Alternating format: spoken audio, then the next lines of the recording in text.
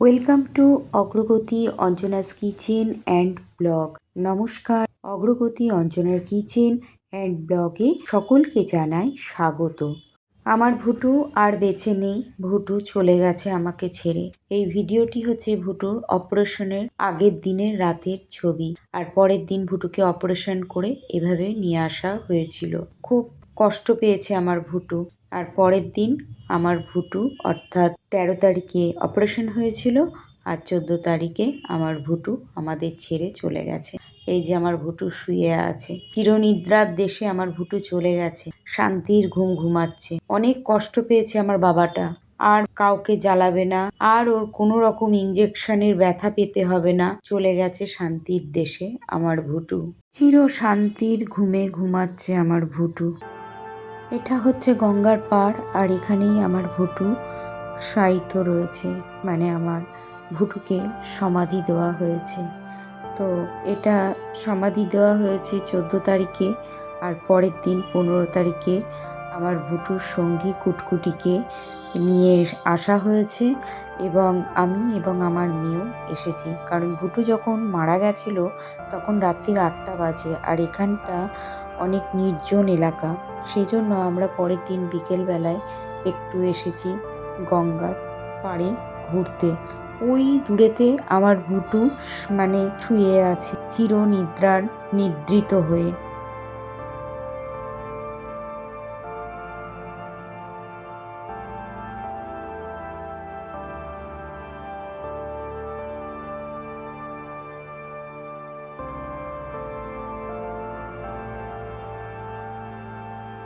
আমার কুটকুটির খুব মন খারাপ। বাড়িতে রয়েছে কিন্তু এতদিনের সঙ্গী তাকে ছাড়া কোনো দিন থাকেনি, আর সে বাড়ির আনাচে কানাচে তারও এখনো গন্ধ যেন লেগে আছে। সে পাগলের মতন খুঁজে চলেছে।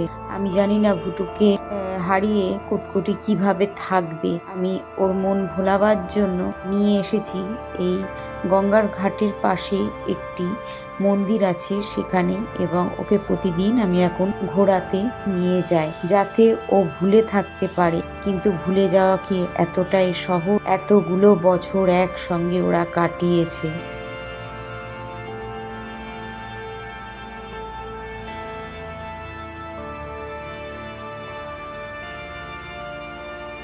কুটকুটির সঙ্গে আমাদেরও মনের অবস্থা এতটুকুও ভালো নেই।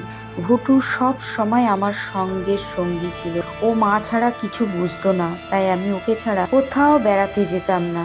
আমার এলাকার বাইরে ভুটু আমার কাজ ছাড়া হতো না, আর সেই ভুটু চলে গেছে। পুরো নিঃসঙ্গ লাগছে নিজেকে। কি যে কষ্ট হচ্ছে সে হয়তো আমি ভাষায় বোঝাতে পারবো না। আমার অনুভূতিগুলো তারাই বুঝতে পারবে যারা প্রকৃত অর্থে পশুপ্রেমী। তারা কেবলমাত্র সেই মানুষগুলি শুধু আমার অনুভূতিগুলোকে অনুভব করতে পারবেন।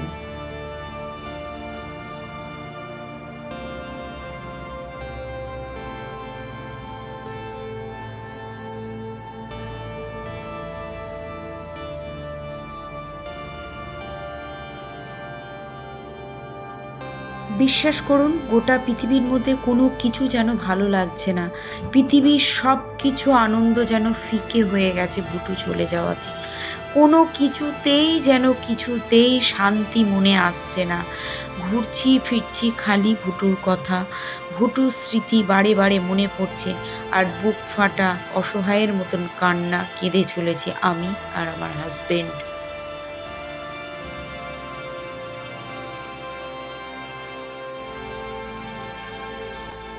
জানেন তো, ভগবানের কাছে কত প্রার্থনা করেছিলাম ভুটু যদি ভালো হয়ে যায়। আমি অনেক জায়গায় পুজো দেব, তার মানতও করেছিলাম। ভগবান শিবের মৃত্যুঞ্জয় মন্ত্র এক নাগাড়ে পড়ে গিয়েছিলাম যখন আমার ভুটু ওটিতে অপারেশন চলছে। ভুটুকে আমার বুকে ফিরিয়ে দিও ভগবান, প্রার্থনা করেছিলাম, কিন্তু ভগবান আমার প্রার্থনা শোনেন। ভুটুকে কেড়ে নিয়েছে। শুধুমাত্র অপারেশনের দিনটাই কিছু হয়নি, একটা দিন ও বেঁচে ছিল। অপারেশনের পরের দিন চলে গিয়েছিল, আর শিবরাত্রির আগের দিন ভগবান শিব নিয়ে নিল আমার ভুটুকে আমার কাছ থেকে কেড়ে।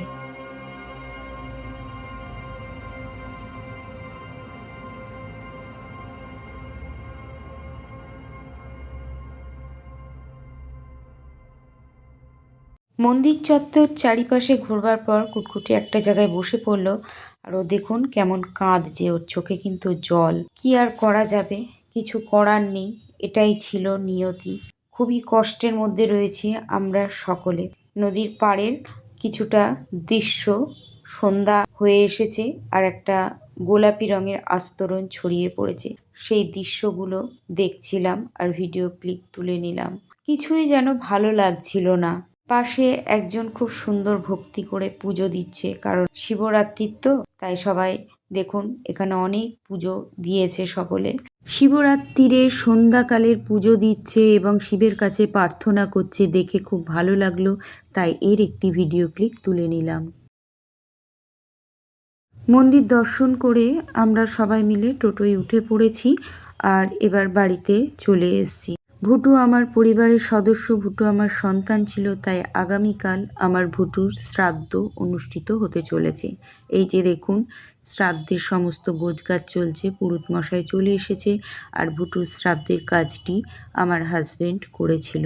আমি যতটুকুনি পেরেছি ভুটুর জন্য চেষ্টা করে গেছি, ভুটুকে ভালো রাখার জন্য আপ্রাণ চেষ্টা চালিয়ে গিয়েছি। ওম ঔষধশান্ত্রে ওম পিত্তপশান্ত্রে ওম বিশ্বদেবায় শান্ত্রে বোম্বায় শান্ত্রে শান্তি দেবী শান্ত্রী নমো শান্ত্রে নমো শান্ত্রে নমো শান্ত্রে ওম নমো সত্যায় শান্ত্রে শান্তি দেবী শান্ত্রে ওম সর্বসত্যায় শান্ত্রে ওম সত্যায় শান্ত্রে। ভুটুর শ্রাদ্ধের দিন কুটকুটিকে পাশের ঘরে রাখা হয়েছিল, ও এক ফাঁকে ঢুকে পড়েছিল ভুটুর ঘরে যেখানে শ্রাদ্ধ হচ্ছিল। তারপরে আবার ওকে আমি সরিয়ে নিয়ে গিয়েছিলাম অন্য ঘরেতে।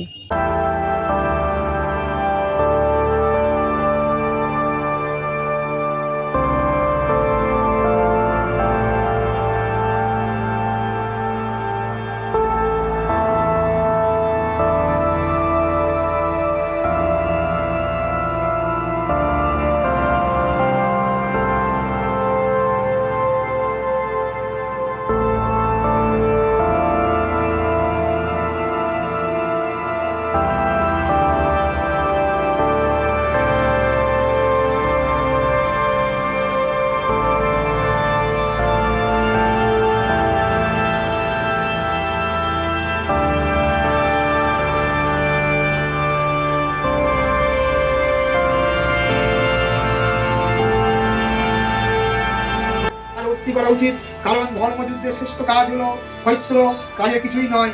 তাই তুমি পাত্র ভগবান কি তুমি জৈব করো স্বর্গদ্বারের দ্বারা তুমি সর্ব সুযোগকে তুমি পেয়েছো। তুমি যদি যুদ্ধ অবহিত হও তাহলে তোমায় অধর্ম কীর্তিতে লোকে অকথা বলবে, পাপের ভাগী বলবে, তোমার অকীর্তন করবে, লোকে তোমায় নিন্দা করিবে। যারা মানি সে সকল লোক অকীর্ত চেয়েছে তার মৃত্যুর সেও। মহারথী ভেবে তুমি যুদ্ধ করতে যাও, তুমি বিরাজিত থাকো, তোমার সম্মান পেয়েছো তুমি তা হীন করো না। তোমার আবার শক্তিহীন ভেবে তুমি নিজেকে মনে করো না, তুমি দুঃখিত হও না। যুদ্ধে মৃত্যু হলে তোমার স্বর্গলাভ হবে, আর জয়ী হলে পৃথিবীতে ভোগ করবে তুমি। যুদ্ধ তুমি মনস্থির করো, দুঃখ স্যাগ এবং দুঃখ লাভ ক্ষতি জয় পরাজয় সমান ভেবে তুমি যুদ্ধ করো। তুমি পাপের ভাগী হবে না, তোমাকে আত্মা উপদেশ দিল, তুমি কর্মযোগে শোনো, আর পাত্র তুমি কর্মকে বাধন করে যুক্ত করো। নিষ্কর্ম বিনকার, যে কর্মে পাপ এবং বিঘ্ন হয় না সে সমতুল্য অভয়, অর্থাৎ সংসারবদ্ধ থেকে মুক্তি পাওয়া যায়। কিন্তু হে কুরুক্ষেত্র নন্দন, তোমার কর্ম দ্বারা তুমি একটি বিশুদ্ধ লাভ করো, এ বিষয়ে মন স্থির করো না। কামনার জন্য মন বুদ্ধি নানা দিকে ধাবিত হয়। মধু ভাষায় কিছু কথা বলে বেদ কাণ্ড কথা, যে তোমার জন্য তথ্য নেই জন্ম কর্ম ফলদায়ক নানা প্রকার ক্রিয়াকর্ম যারা যুক্ত। ভাগ সৌকর্য তোমার দ্বারা কর্মফলে সৌভাগ্যহীন, ভাগযুক্ত দ্বারা মন এবং বুদ্ধি ঈশ্বরের দ্বারা স্থিতি হয় না।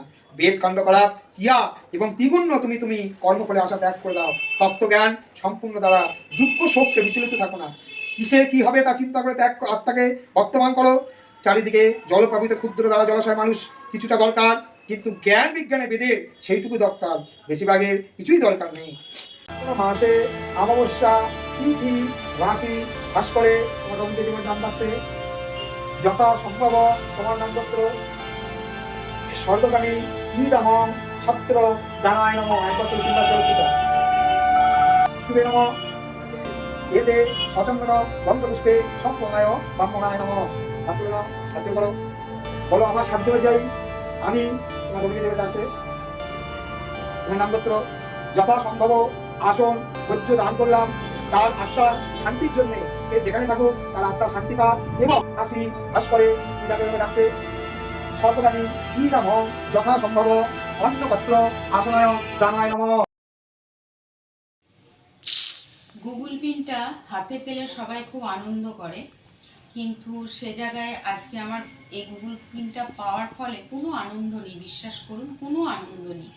আজকে যখন পেয়েছি তখন আমার ছেলে, আমার দুটোর তখন কাজ হচ্ছে, আর আমি তখন কাজে বসেছি। সেই সময় পোস্ট অফিসের থেকে লোক এসে আমার হাতে এই গুগল পিনটা দিয়ে গেল। এতদিন আটকে ছিল, হয়তো আমার ভুটুই আমাকে গিফট করে দিয়ে গেল। মা চলে যাওয়ার সময়, চলে যাওয়ার মুহূর্তে, তার কাজের দিন এটা পেলো। তা আমার খুব আনন্দের এটা না। সবাই আমাকে অনেক সাহায্য করেছে এই গুগল পিন পাওয়া নিয়ে। আমি নিজেও অনেক পরিশ্রম করেছি, কিন্তু আমার ছেলে চলে গেছে। আজকে আমার কাছে গুগল পিনটার মানে সত্যি বলছি খুব বিষাদের সুর আমার কাছে। আমার একটু আনন্দ নেই এই গুগল পিন পাওয়া নিয়ে। ধন্যবাদ জানাই যে আজকে আমি অনেক পরিশ্রম করেছিলাম গত 1 বছর ধরে। আজকে তাই গুগল পিনটা আমি পেলাম, কিন্তু যে দিনটা পেলাম আমি আশা করিনি এরকম দিনে আসবে বা এরকম মুহূর্তে আসবে। ঠিক আছে, এটুকুই বলার ছিল সবাইকে। আজকের এই গুগল পিনটি পাওয়ার জন্য বা মনিটাইজেশন অন হওয়ার জন্য যাদের অবদান রয়েছে তাদের সকলকে জানায় আমার অফুরন্ত ভালোবাসা এবং অসংখ্য ধন্যবাদ। এর বেশি আর কিছু আমার বলার নেই, কারোর নাম এখানে ধরলাম না, কারণ আমার সেই সিচুয়েশন এখন আর নেই, কারণ আমার মনের অবস্থা এখন এতটুকুও ভালো নেই। আর এমন দিনে গুগল পিন এসে পৌঁছাবে সেটাও আমি জানতাম না। সব শেষে ভুটুর কাটানো মুহূর্ত, ভুটু যে কটি বছর ছিল সে কিভাবে কাটিয়েছিল আমাদের সঙ্গে, সব কিছু ছবি আপনাদের সঙ্গে তুলে ধরলাম। ভুটু একবার বাবা হয়েছিল, ভুটুর 5টা পাপি হয়েছিল, সেই ছবিগুলো আমি আপনাদের সাথে শেয়ার করে নিলাম। সকলে প্রার্থনা করবেন আমার ভুটুর যেন ভালো জন্ম হয়। এই জন্মে যা কষ্ট পেয়েছে শারীরিক দিক থেকে, সেই কষ্ট যেন পরের জন্মে আর না পেতে হয়। ও যেন মানুষ হয়েই জন্মায়, কারণ অবলা জীব হয়ে জন্মালে বড় অত্যাচার সহ্য করতে হয়, কারণ মুখ ফুটে তো কিছু বলতে পারে না। আর সেই সুযোগ নিয়ে কিছু অসাধু ব্যবসায়ী ডাক্তাররা যেমন খুশি ওদের সঙ্গে এক্সপেরিমেন্ট চিকিৎসা করে মেরে ফেলে দেয়। তাই মানুষ হলে তো মুখ ফুটে বলতে পারবে, অন্তত প্রতিবাদ করতে জানবে। এই অবলা জীবগুলো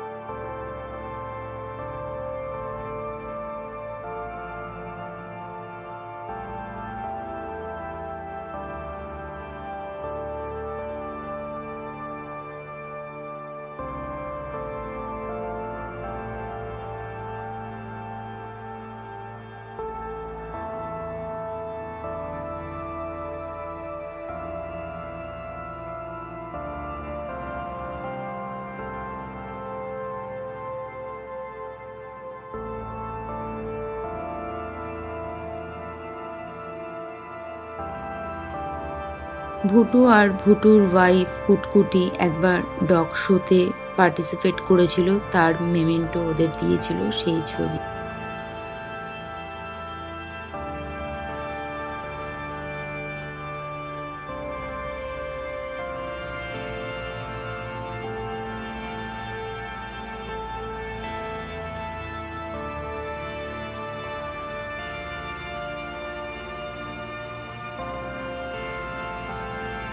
শুধু স্মৃতির পাতাতেই এখন রয়ে গেল ভুটু আর কিছু ছবি, সেগুলোই আজকে আপনাদের সঙ্গে শেয়ার করলাম।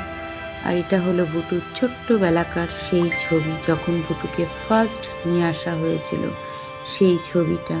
আর এটা আমার কুটকুটির ছবি, কুটকুটি যখন ছোট্ট বয়সে এসেছিল তার কয়েক মাস পরের ছবি এটা।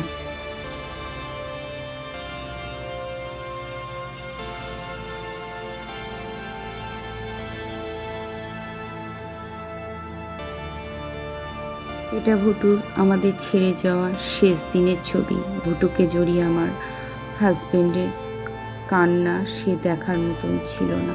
আমিও অনেক কেঁদেছি, কিন্তু কি আর করা যায়। ভুটুর এটা লাস্ট খাবার, যা যা ভালোবাসতো আমি এগুলো ওর জন্য রান্না করেছিলাম, সেইগুলোই আমি ওকে সাজিয়ে দিয়েছিলাম। সকলে ভুটুর জন্য প্রার্থনা করবেন ওর যেন ভালো জায়গায় ভালো জন্ম হয়। আবার নতুন সকালের আগমন ঘটেছে, আর এই নতুন সকালে পশুপতিনাথের কাছে প্রার্থনা করি প্রভু ভুটুকে ভালো জন্ম দিয়ে।